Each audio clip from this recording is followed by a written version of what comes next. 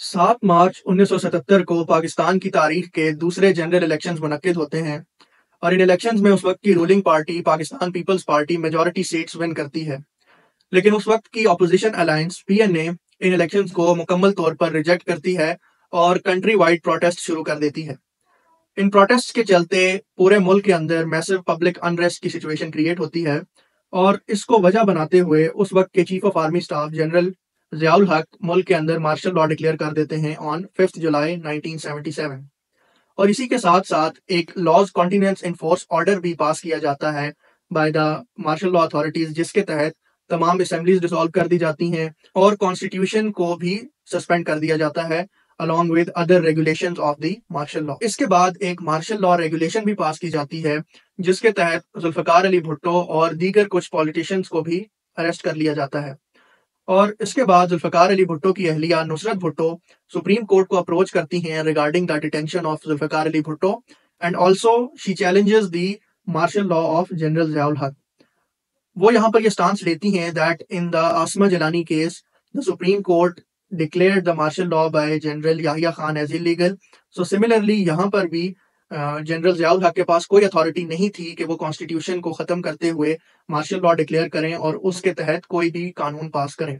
So that is why martial law को illegal declare किया जाए एंड अलॉन्ग विद दैट उसके तहत जो डिटेंशन हुई है जुल्फ़िकार अली भुट्टो की उसको भी इलीगल करार दिया जाए।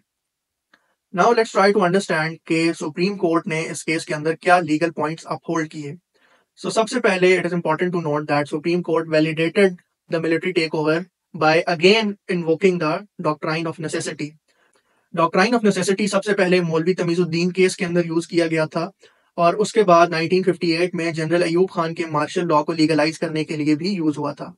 लेकिन 1972 में सुप्रीम कोर्ट ने इसको खत्म कर दिया था। But despite of that supreme Court ने यहाँ यह अपहोल्ड किया कि इस वक्त के सर्कमस्टांसेस आसमा जिलानी केस के सर्कमस्टांसेस से टोटली डिफरेंट है।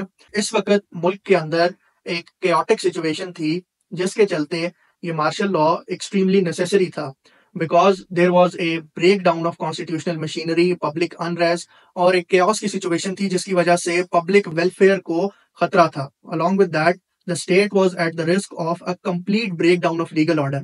So पूरे लीगल ऑर्डर को खत्म होने से बचाने के लिए ये जरूरी था कि कोई ऐसा स्टेप लिया जाता जिससे इस लीगल ऑर्डर को प्रोटेक्ट किया जा सके। So supreme court first of all reinstated the doctrine of necessity, जिसके तहत सुप्रीम कोर्ट का ये कहना था कि सर्कमस्टांसेस इतने खराब थे दैट कॉन्स्टिट्यूशन इटसेल्फ कोई ऐसी रेमेडी प्रोवाइड नहीं करता इन सर्कमस्टांसेस को डील करने के लिए। So that is why a military take over और extra constitutional step was necessary to protect the greater legal order or to protect the whole legal order of this country।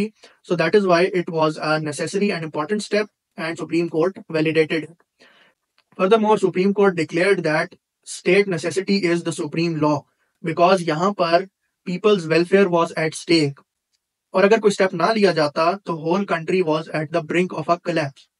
Furthermore, Supreme Court declared this martial law as a constitutional deviation, not abrogation। And Supreme Court ने साथ ही साथ general Ziaul हक को ये declare किया that he was not a usurper, यानी कि उन्होंने मुल्क के ऊपर कब्जा नहीं किया but it was a valid and required step that he took. साथ ही साथ लॉज कॉन्टिनेंस इनफोर्स ऑर्डर और उसके तहत जितनी भी मार्शल लॉ रेगुलेशंस पास की गई थी उन सबको भी वैलिडेट कर दिया गया और उन सब की वैलिडेशन की वजह से जो कार अली भुट्टो की डिटेंशन को चैलेंज किया गया था उसको भी लीगल करार दे दिया गया। और उसके बाद ज़ियाउल हक ने जितने भी लॉज पास किए उनको भी लीगल डिक्लेयर किया और chief marshal law administrator Ziaul हक की यकीन दहानी दैट वो सिर्फ इलेक्शन करवाने आए हैं and is not here to overtake the country, उस पर यकीन करते हुए सुप्रीम कोर्ट ने साथ ही साथ उनको ये डायरेक्शन की that as soon as possible वो मुल्क के अंदर इलेक्शन होल्ड करवाएं। And more importantly supreme court also held that the power of judicial review is an inherent power. लेकिन इस केस के अंदर चूंकि the laws continuance in force order और martial law regulations supreme court की jurisdiction को बाहर करती हैं, so that is why supreme court does not have a power to declare the martial law regulations और the actions taken under martial law regulations to be unconstitutional। So this was the summary of Nusrat Bhutto case in which the Supreme Court again legalized a military takeover